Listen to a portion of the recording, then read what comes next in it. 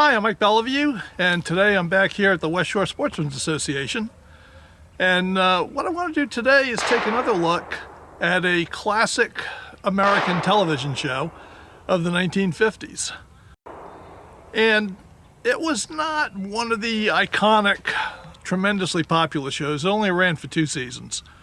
But it had one of the most interesting signature weapons. And this was a time, of course, when a lot of the Western TV shows wanted to differentiate themselves by having signature weapons for their heroes. And the star of this show was Robert Culp. And he did not want to carry a typical Colt Peacemaker. So he contacted Smith & Wesson and asked them if they could help him out, and they did. And what they provided him with was a Smith & Wesson new model number 3. But it was a little bit different. We'll talk about that later. But I've brought my new model number 3 here to the range, and we'll do a little bit of shooting with it, and we'll talk about Trackdown, and I'll show you what Robert Culp carried in Trackdown, which is really a pretty interesting piece. So let's plink a little bit with this first. Well, Little Roy is on a crime spree, and Texas Ranger Hobie Gilman is nowhere to be found. So I guess it's up to me, backed up by my friends Mr. Smith and Mr. Wesson, to end his depredations.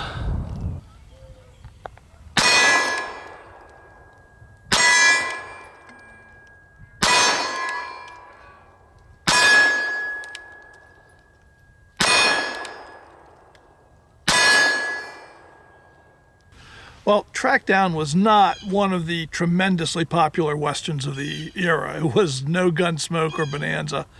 It only ran for 2 seasons, starting in 1957. But it was an excellent show, and it was the first starring vehicle for Robert Culp, who later probably reached his greatest TV audience with I Spy, where he played a secret agent posing as a tennis coach with Bill Cosby, or actually posing as a tennis player with Bill Cosby posing as his coach. But he did a lot of westerns, and this one is actually quite good.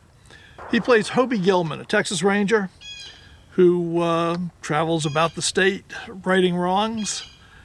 And probably for me the most interesting part of this show, and the reason I'm highlighting it here, is that Robert Culp did not want to use a run-of-the-mill Colt Peacemaker as his sidearm. If he was going to do this show, he wanted to do something different. And he contacted Smith & Wesson, and he said, I'm doing a Western.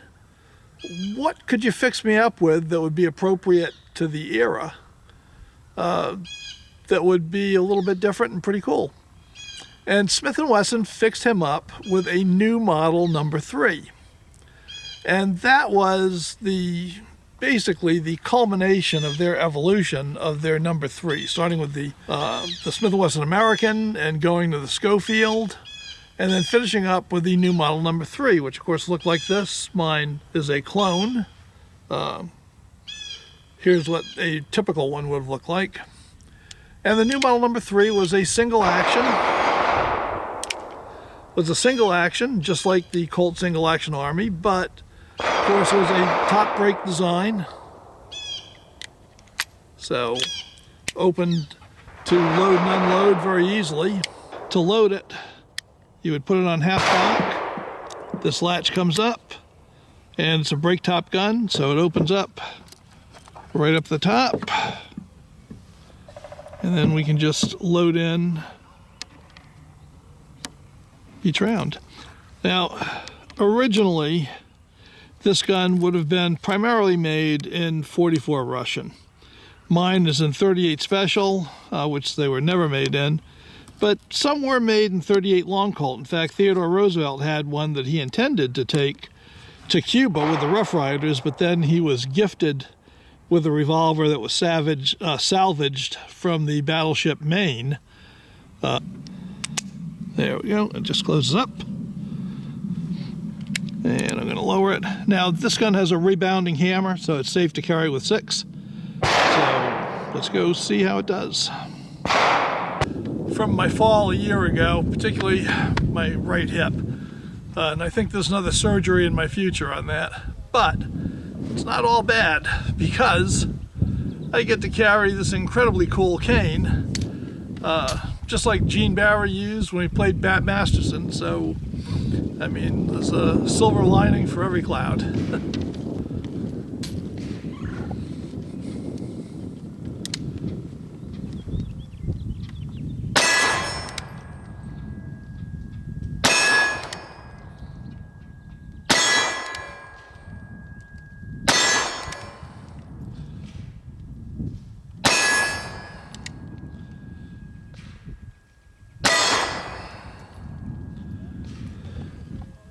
One of the benefits of the new model number 3 is unloading. Put it on half cock, lift this latch, and you get simultaneous ejection.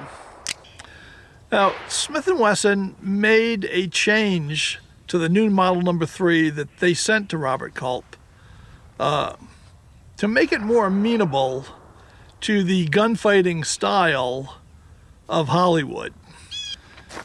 Now you can see on my new model number 3 that the hammer spur is quite short and stubby compared to a Colt single action Army. Now, I find it quite easy to hit, but I'm not doing a fast draw. Now, what Smith & Wesson did is they welded an extended hammer spur onto the new model number 3 that they sent to Robert Culp. So he could not only do fast draw and shoot, he could also fan it. And believe me, this is not a gun as it is. It's really amenable to fanning. Mine particularly, because it has the target, it's the target model. But even the non-target model had 2 little ears for the sights that stuck up right here, and dragging your hand across that to catch the hammer is not going to be fun. And the hammer is not that easy to catch. So they made an upswept hammer spur that was quite easy for Culp to fan. And he did. Start crawling.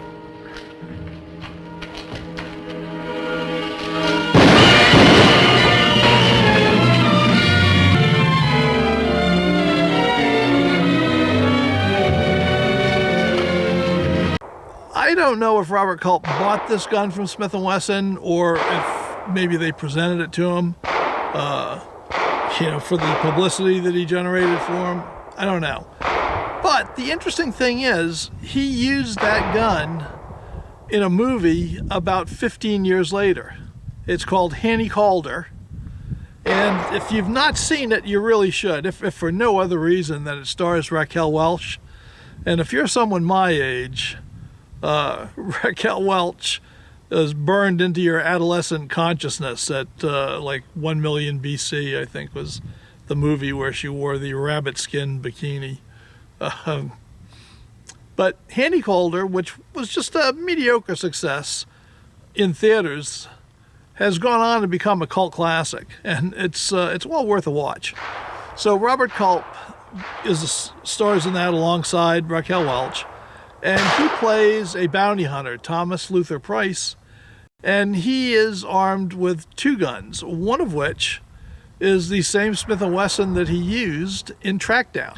Now, I'm going to do a video at some point on the guns of Handy Calder, the movie, because actually it contains a number of very unusual guns for movies. And it's well worth looking at the guns that they used.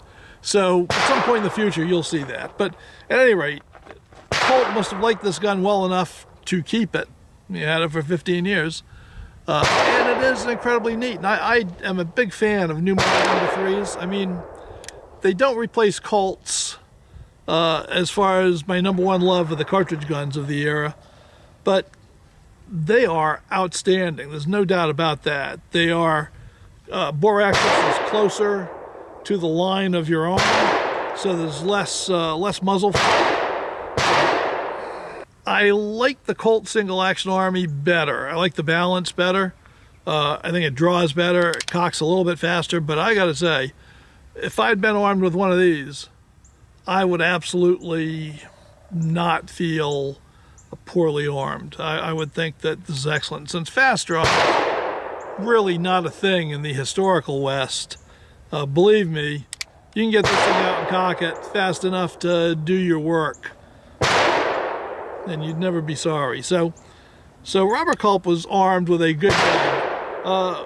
Was the new Model 3 actually historically correct for his time period? Well, that gets a little bit dicey, and I'll tell you why. The new model number 3 came out in 1878. And I do have to say that in at least one episode of the series, instead of a new model number 3, he had a Smith & Wesson American model 44, the first of the big number 3 brake tops that came out in 1869.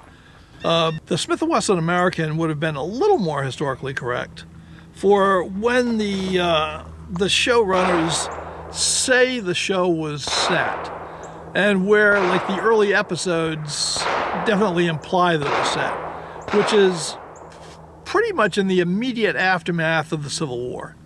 So at that point, they still should have been using cap and ball revolvers, right? If we get into the late 1860s, then the Smith & Wesson American is probably a good choice.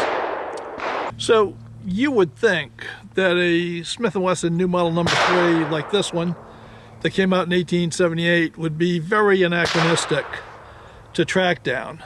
But in one episode of Trackdown in the first season, Texas Ranger Hobie and his partner goes after the Sam Bass gang and takes them out. That's significant because Sam Bass had a shootout with the Texas Rangers in real life in 1878, which means that if Hobie was Johnny on the spot, he could have picked up one of these in early production and it would be appropriate to the show. So was the show cited in 1867 or was it cited in 1878? Yes. And that's about the way Hollywood treated history back in the 1950s. They had no problem with throwing it all in a big pot and giving it a good stir. And who knows what ended up where, you know? But this could have been Hobie's gun. So let's give him the benefit of the doubt. At any rate, it was a very interesting piece. And if you got a chance to watch Trackdown, give it a go. Like I say, it was only on for 2 years, but those were 2 American years. Back in the day when American series filmed 33, 34, sometimes 35 episodes in a season. So those 2 years, if you're one of our British fans, would be the equivalent of about 8 series for you guys. So there's quite a bit to watch out there. And I just have found it a very interesting show. I've always been a Robert Culp fan. I loved him in I Spy, and going back and seeing him as he got his start, he really hadn't changed much in the intervening 10 years or so between Trackdown and I Spy. So I hope you enjoyed this. If you did, thumbs up, subscribe, and tell your friends. And until next time, bye.